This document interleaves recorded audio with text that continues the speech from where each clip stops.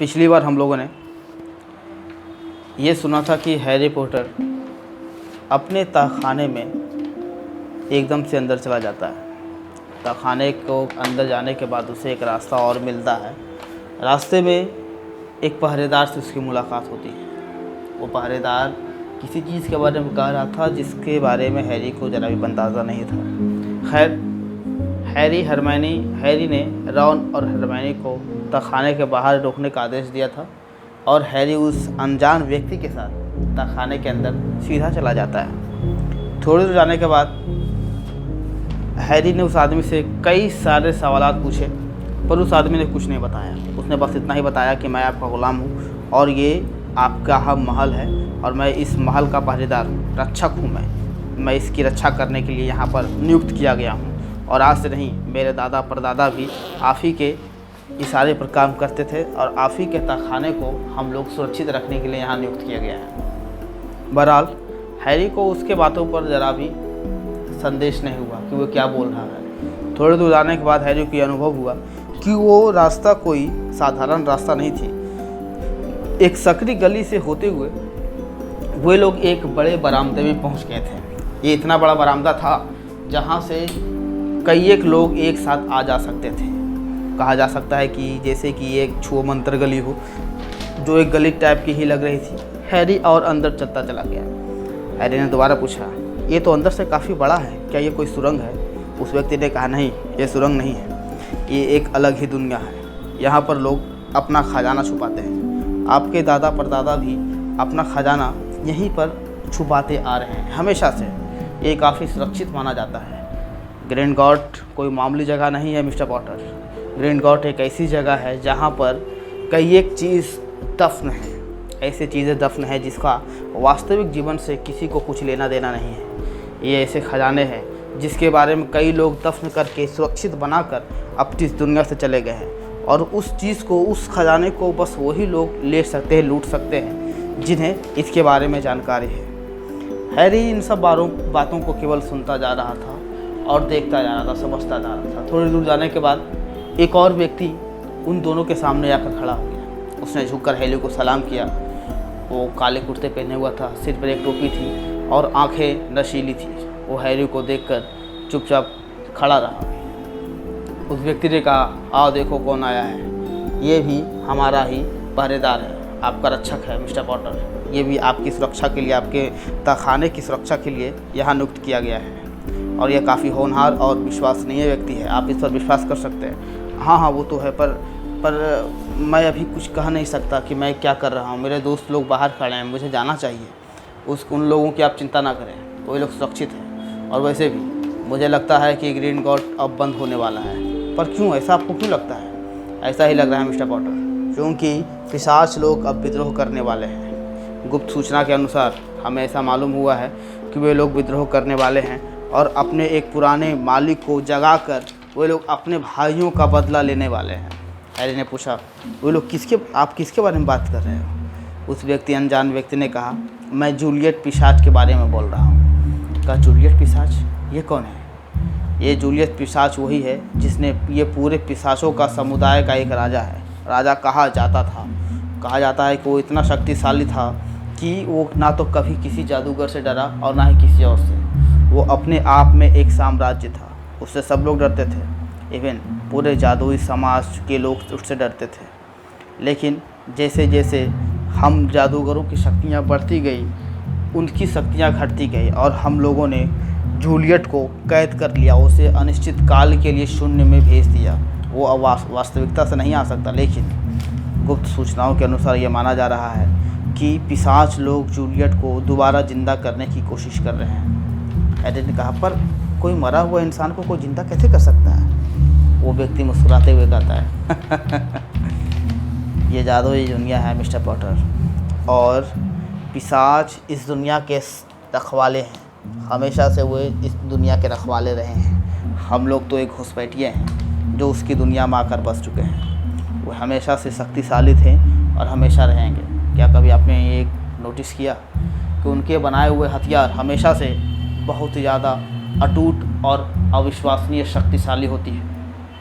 Harry ने अनुभव किया कि हाँ, ये सही बोल रहा है।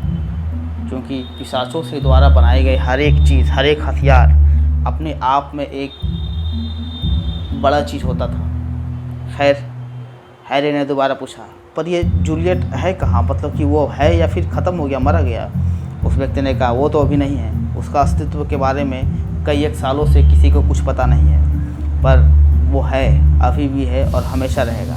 इसलिए मैं चाहता हूँ मिस्टर पॉटर कि आप अपना ख़जाना देख लें और अपने तिलस्म को देख लें और जल्दी से इस चीज़ को, तिलस्म को तोड़कर आप अपना सारा ख़जाना लेकर चले जाएं। इसी में आपकी भलाई है। हैरी ने कहा कि पर ये अगर मेरा ख़जाना है, मेरे पैसे हैं, तो इसे तोड़ने की क्या ज़रूरत है? मतलब कि ये मेरा है, मैं इसे ले जा सकता हूँ, है ना? उस व्यक्ति ने मुस्कुराते हुए कहा। दूसरे व्यक्ति ने भी मुस्कुराते हुए कहा, मिस्टर पॉटर को शायद कुछ मालूम नहीं है। ये आपका ख़जाना है, ये सही है, लेकिन इसे इस तरह बनाया गया है ताकि इसे कोई दूसरा लुटेरा, कोई दूसरा व्यक्ति लूट ना ले। मतलब कि तिलस्म के खजाने के रूप में बहुत सारे लोग घूमते रहते हैं जो तिलस्म लुटेरे कहलाते हैं, तिलस्मी लुटेरे कहलाते हैं। वे लोग हमेशा से तिलस्मी चीज़ों को लूटते आ रहे हैं, क्योंकि उसमें ऐसे शक्तियाँ, ऐसे तमाम तरह की चीज़ें होती है जो एक साधारण इंसान को बहुत ज़्यादा शक्तिशाली बना देती है। अगर आपके दादा परदादा या फिर पुराने वंशज लोगों ने इस तिलस्म को इतना जटिल नहीं बनाया होता तो बहुत सारे लोग, कोई भी, इवन मैं भी या फिर ये भी, मेरा साथी भी, कोई भी इस तिलस्म को लूट कर ले जाता और वो शक्तिशाली बन जाता। इसलिए इस तिलस्म को ऐसा बनाया गया है ताकि इसका एक वंशज ही, इसका ही असली वारिस ही इस तिलस्म को तोड़ सकता है और सारे खजाने ले सकता है। और हाँ, याद रहे मिस्टर पॉटर, ये कोई साधारण चीज़ नहीं है, इसमें आपकी जान भी जा सकती है, क्योंकि इस चीज़ को ऐसा बनाया गया है कि जगह जगह पर आपको हर एक बड़ी से बड़ी मुसीबतों का सामना करना पड़ेगा, यहाँ तक कि आपकी जान भी जा सकती है। इसलिए मैं कहूँगा कि आप अकेले इस चीज़ को ना तोड़ते हुए जो हमारे साथ लोग हैं, जैसे कि ये पैट्रिक आपकी मदद कर सकता है। हैरी ने कहा, हाँ वो तो है, लेकिन शायद मुझे किसी की मदद की ज़रूरत नहीं है। मेरे दोस्त हैं रॉन और हरमाइनी, वे लोग मेरे अच्छे दोस्त हैं, वो लोग मेरी मदद कर सकते हैं। हाँ, वो भी कर सकते हैं, क्यों नहीं। लेकिन मैं आपको सलाह दूंगा मिस्टर पॉटर कि आपकी सुरक्षा के लिए पैट्रिक आपके साथ होना चाहिए। तो काम कब से शुरू करना है? हैरी एकदम से सकता गया। ये अचानक से काम शुरू करना है, मतलब कि वो समझ नहीं पाया। हैरी ने कहा, देखिए अभी नहीं, अभी मुझे थोड़ी आराम की ज़रूरत है, मैंने देख लिया है, अब मुझे यहाँ से जाना चाहिए। उस व्यक्ति ने मुस्कुराते हुए कहा, ऐसे नहीं मिस्टर पॉटर, अब आप आए हैं तो एक बार तिलस्म का दरवाज़ा तो देख लीजिए। हैरी ने कहा, हाँ ठीक है, अगर आप चाहते हैं कि मुझे तिलस्म का दरवाज़ा देखना है तो मैं बिल्कुल देखूँगा। तो वो कहाँ है? उस व्यक्ति ने थोड़ी दूर आगे जाते हुए एक टूटे फूटे घर की तरफ इशारा किया जो लगभग टूट चुका था। हैरी ने देखा कि वे घर बिल्कुल उसी तरह लग रहा था जहाँ पर कभी हैरी का जन्म हुआ था। ये उसी तरह था जैसे कि वोल्डेमॉर्ट ने हैरी के उसके परिवार को ख़त्म किया था, तबाह किया था, वो उसी तरह का दिख रहा था। हैरी ने अचानक से कहा, ये तो मेरे घर जैसा दिख रहा है। उस व्यक्ति ने कहा, हाँ ये आपके ही घर जैसा दिख रहा है, इवन ये आपका घर है जहाँ पर आपके माता पिता की मौत हुई थी, ये वही घर है, यहीं से तिलस्म का रास्ता शुरू होता है। पर मैं तो अभी तहखाने में था ना? हाँ आप तहखाने में ही, लेकिन ये इसका ही एक प्रारूप है, इसका ही एक रूप है। अब आप अंदर जाएं, आपको सब चीज़ें पता चल जाएगी कि तहखाना आखिर होता क्या है और तिलस्म होता क्या है। हैरी ने कहा, क्या आप लोग मेरे साथ चला नहीं पसंद करेंगे? नहीं सर, आपको यहाँ से अकेला ही जाना होगा, ये आपकी संपत्ति है, आप ही जाकर उस चीज़ को लें। हैरी धीरे धीरे उस अध टूटे महल की ओर बढ़ता गया। हल्की सी शाम हो चुकी थी, अंधेरा पूरे माहौल में भरा हुआ था। घर के अंदर जाते ही हैरी को अनुभव हुआ कि ये कुछ अजीब तरीक़ा का था, क्योंकि उसे अंदर जाते ही उसे अनुभव हुआ कि वो काफ़ी दुखी है, कुछ परेशान है। उसने घर के बिखरे सामानों को देखा जो एक और टूटी पड़ी बिखरी हुई थी, मकड़ी के जाले चारों तरफ थे, धूल हर एक जगह फैली हुई थी।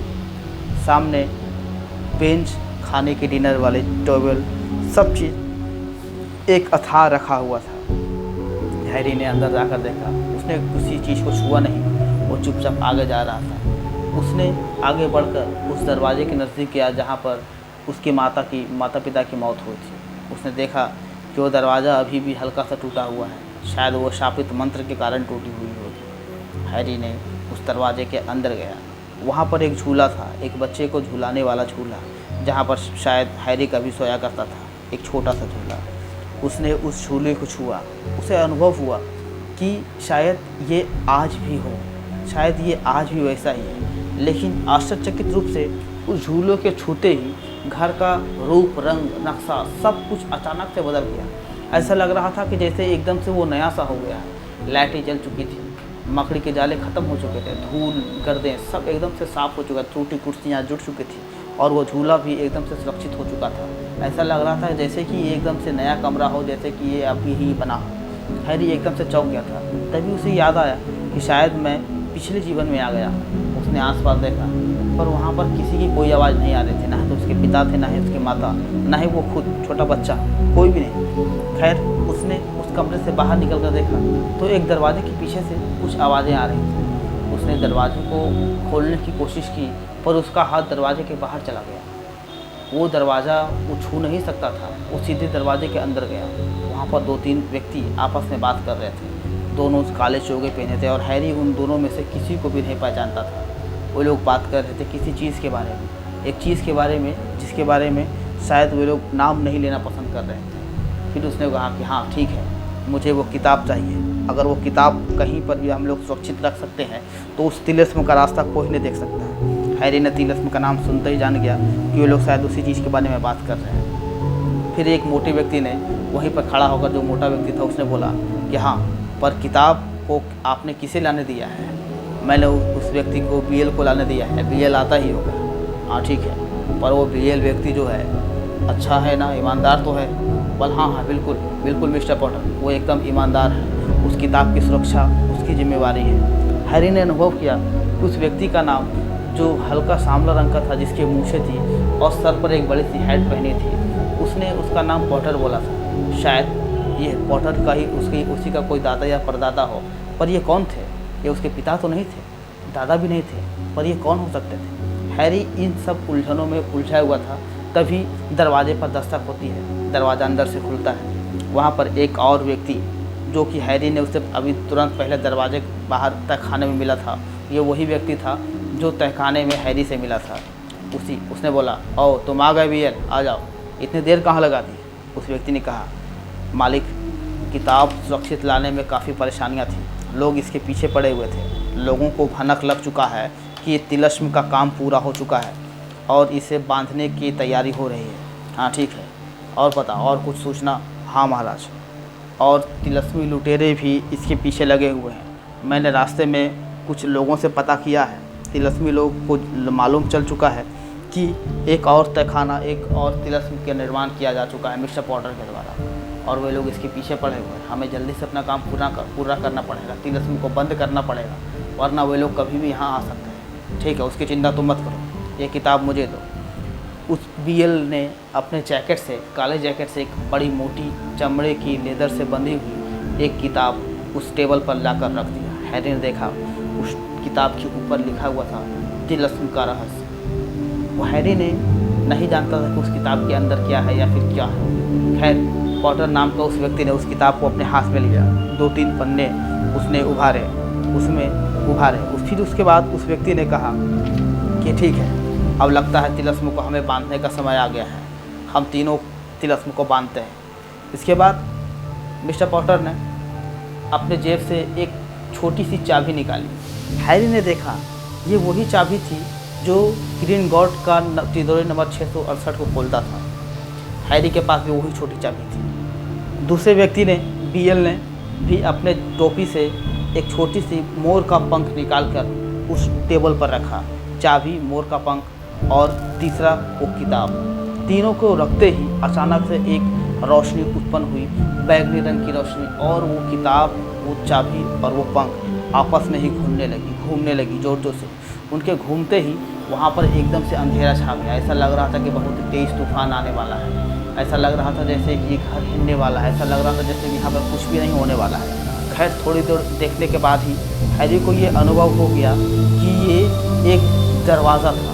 उस टेबल के नीचे ही एक दरवाज़ा बन चुका था, जहाँ पर बहुत ही मोटी लकड़ी के ढांचे से उसे बंद किया हुआ था। उस बीएल ने कहा, लगता है अब तिलिस्म का दरवाज़ा बंद हो चुका है, लेकिन इसका खोलने का विधि क्या है मिस्टर पॉटर?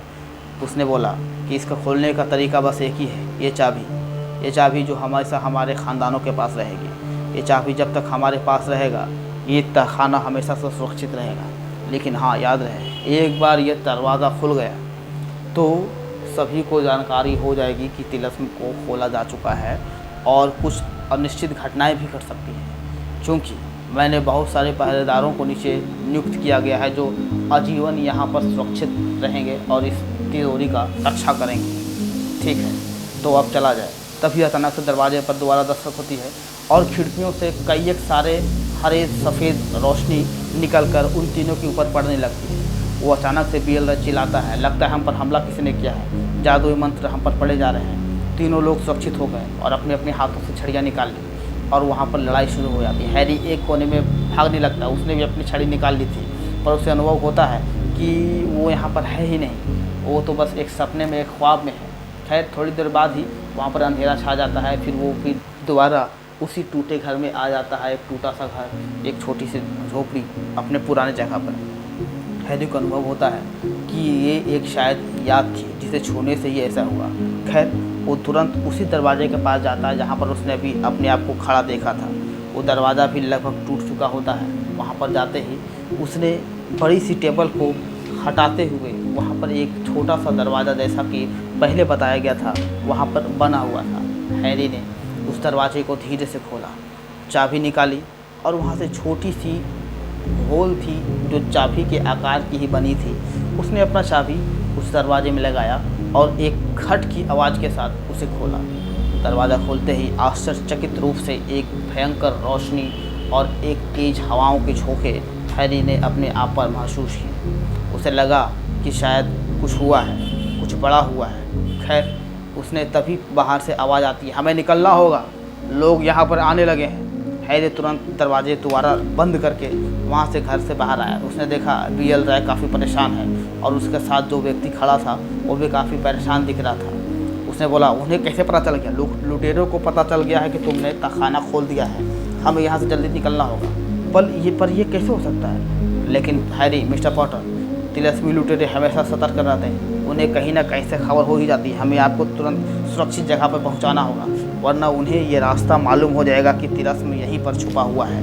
मिस्टर पॉटर, आप इसके साथ जाइए, मैं तब तक उन लोगों को रोकता हूँ। हैरी उस व्यक्ति के साथ दोबारा उसी रास्ते से होते हुए, सुरंग से होते हुए दोबारा अपने तिजोरी में आ पहुँचता है, जहाँ पर रॉन और हरमाइनी बहुत ही परेशान उसका इंतज़ार कर रहे होते। हैरी को देखते उसने जोर से चिल्लाया, हैरी तुम इतने देर कहाँ थे? हम तुम्हारे लिए परेशान हो चुके थे, ये दरवाज़ा दोबारा खुल ही नहीं रहा था, हम लोग तो बहुत ही ज़्यादा परेशान थे, मुझे लगा कि वो व्यक्ति तुम्हें कहीं कुछ नुकसान ना पहुँचा दे।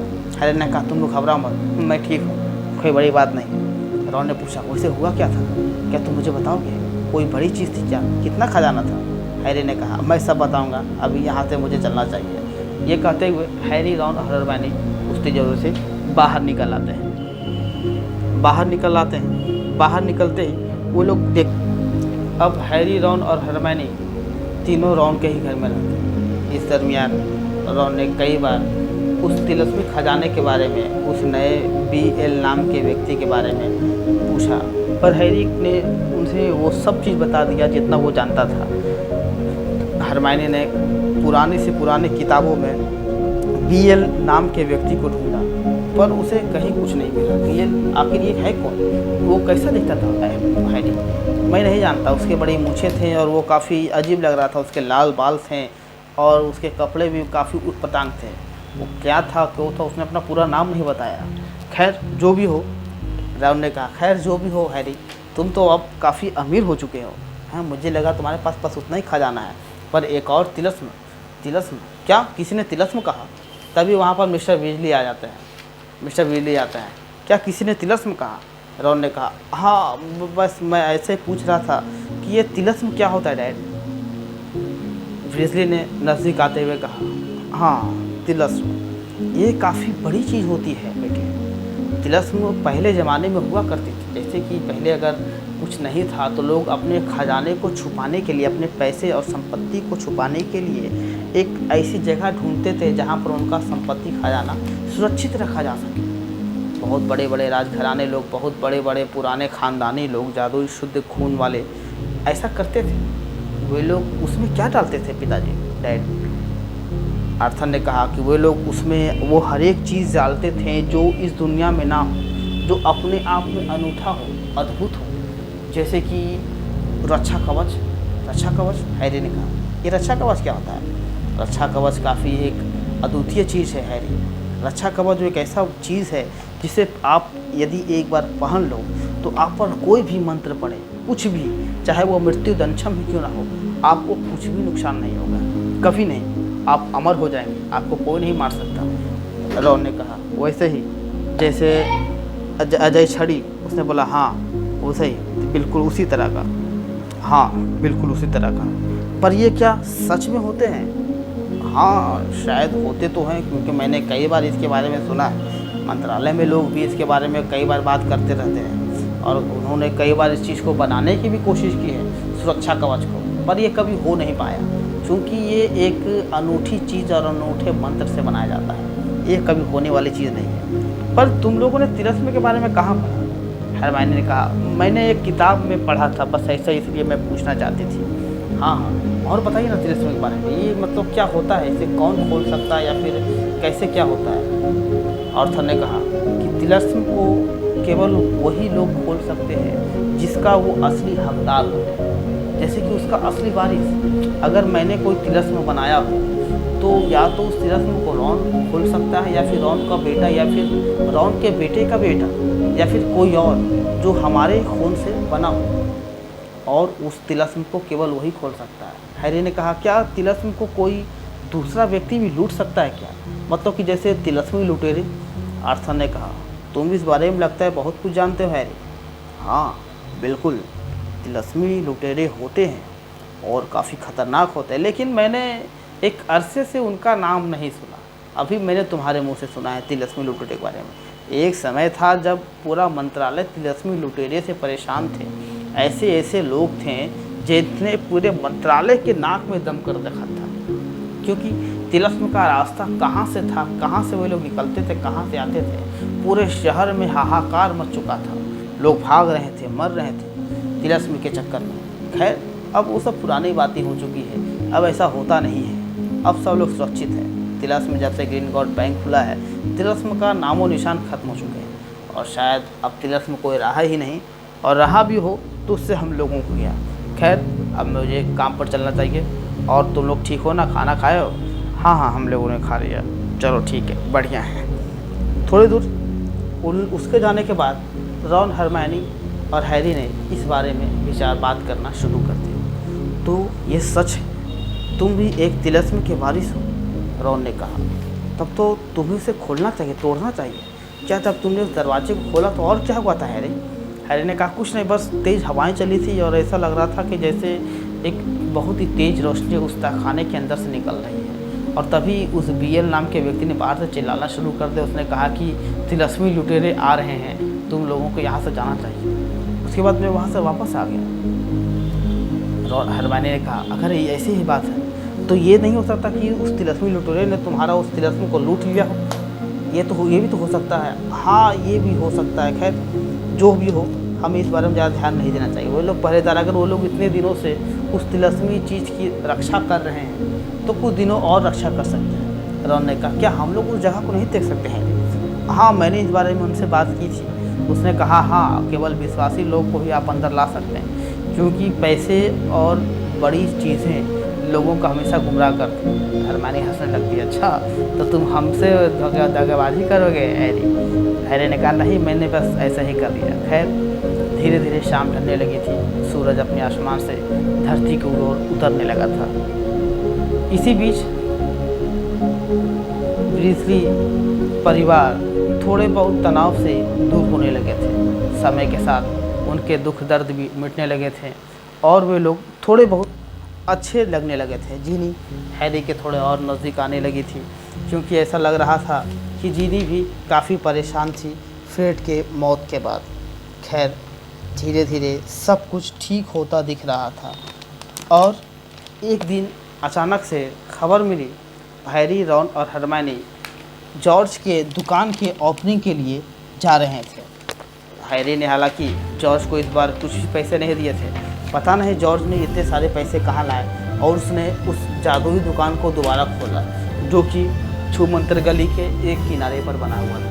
इस बार जॉर्ज ने काफ़ी मेहनत किया, अकेले ही मेहनत किया। उसने बहुत सारे स्टाफ भी अपने पास रख लिए थे जो एकदम से कामगार साबित हो रहे थे। उन्होंने बहुत सारे लोगों को बहुत सारी चीज़ें बनाई और हंसी हंसाने वाली चीज़ दोबारा उस बाज़ार की, उस सड़क की रौनक दोबारा बढ़ने लगी। धीरे धीरे उस दुकान में लोगों का भीड़ अपने आप आने लगा। ऐसा लग रहा था जैसे कि ये एक मरहम की तरह काम कर रहा था। जॉर्ज का दुकान एक मरहम की तरह काम कर रहा था। लोग दुकान में आते थे, बैठते थे, घूमते थे और अपने तनाव को दूर करते थे। हैरी भी कई बार उस दुकान में आ चुका था और अपने आप को वहाँ पर काफ़ी उसने अच्छा अनुभव किया। खैर एक दिन रॉन, हैरी और हरमाइनी उसी दुकान में थे और रॉन जॉर्ज से एक मशीन के बारे में पूछ रहा था जो काफ़ी विचित्र दिख रही थी। वो एक पानी का बोतल था जिसमें रंग हमेशा बदलते रहते थे। रॉन हैरी ने पूछा, ये अपने आप क्यों बदल जाता है, ये कौन सा पानी है? उस जॉर्ज ने कहा, ये कोई मामूली पानी नहीं है हैरी, ये एक सांप के विष से बनाया गया पानी है। इसमें मैंने बहुत सारे मंत्रों का प्रयोग किया है। हाँ, अगर इस चीज़ को कोई भी इंसान एक चुटकी भर पी ले, एक थोड़ा सा भी पी ले, तो शायद उसका बचना नामुमकिन है। और सबसे बड़ी बात यह है कि वो व्यक्ति मरा कैसे है या फिर उसे किसने मारा है, ये कोई भी नहीं बता सकता। इन सब बातों के साथ हैरी, रॉन, हरमाइनी दुकान के बाहर चले गए। दुकान के बाहर सड़कों पर जितना भीड़ इस दुकान पर थी और दुकानों पर काफ़ी कम भीड़ थी। हॉगवर्ट्स का समय, स्कूल का समय ख़त्म हो चुका था। सब लोग स्कूल में ही पढ़ाई कर रहे थे। इस कारण नए नए लड़के उस रोड में काफ़ी कम दिखाई दे रहे थे। बड़े बड़े लोग आपस में सामान खरीदते हुए और घर के दरवाजे खिड़कियां अब खुल चुके थे और लोग तनावपूर्ण स्थिति से जूझना ख़त्म कर चुके थे। दूसरे मोड़ पर जाते ही हैरी ने देखा एक जाना पहचाना चेहरा जो एक गली से होते हुए आगे बढ़ रहा था। उसने देखा कि वहाँ पर ड्रेको मैलफॉय खड़ा है जो काफ़ी दुखी लग रहा था। उसके चेहरे से ऐसा लग रहा था कि वो काफ़ी परेशान है। हैरी ने सोचा कि अब इसके साथ क्या हुआ है। खैर उसने उसके नज़दीक ना जाते हुए उसके बगल से गुजरना ज़्यादा बेहतर समझा। जब वो उसके बगल से गुजर रहा था तभी हैरी, रॉन ने उसका हाथ पकड़ लिया। हैरी ने कहा, तुमने मेरा हाथ क्यों पकड़ा, क्या हुआ? हैरी ने कहा, रॉन ने कहा कि तुम्हें शायद पता नहीं कि ड्रेको मैलफॉय का पिता लूसियस मैलफॉय की कल रात ही मौत हो गई है। हैरी को यह खबर काफ़ी अटपटा लगा कि लूसियस मैलफॉय अचानक से कैसे मर सकता है। क्या ये सच है, हकीकत है? पर वो तो ठीक था, पर उसे हुआ क्या था? रॉन ने कहा, कोई नहीं जानता, बस वो अचानक से मर गया और उसके साथ क्या हुआ था नहीं हुआ था इसके बारे में किसी को भी पता नहीं है। खैर जो भी हुआ काफ़ी बुरा हुआ। हैरी ने कहा, तो क्या हमें उससे मिलना चाहिए जाकर अभी? जैसा तुम कहो। खैर हैरी चुपचाप मैलफॉय के नज़दीक गया। मैलफॉय चुपचाप सामने की ओर देख रहा था। हैरी ने कहा, कैसे हो मैलफॉय? मैलफॉय ने पीछे मुड़कर देखा। वहाँ पर हैरी, रॉन और हरमाइनी खड़े थे। हैरी ने कहा, मैलफॉय ने कहा, हाँ ठीक हूँ, और तुम बताओ कैसे हो? हाँ हम भी ठीक हैं। हमें बहुत ही दुख हुआ कि तुम्हारे डैड अब नहीं रहे। हाँ वो तो है।